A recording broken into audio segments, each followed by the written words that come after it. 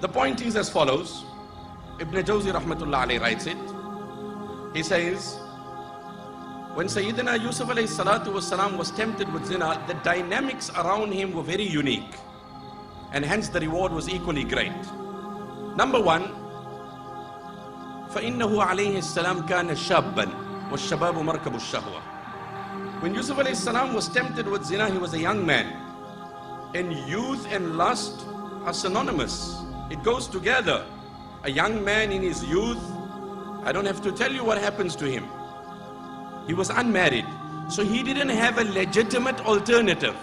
He didn't have a lawful substitute.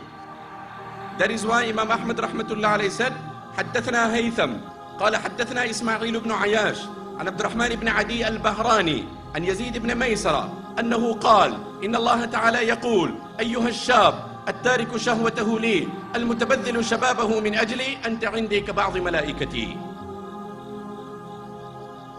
What did he say?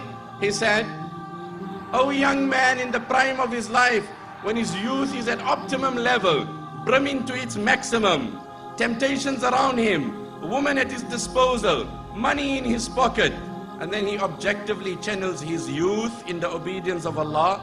Allah says to him, Anta indi ka ba'di malaikati, you rank to me equal like how my angels rank to me. You rank to me equal like how my angels rank to me."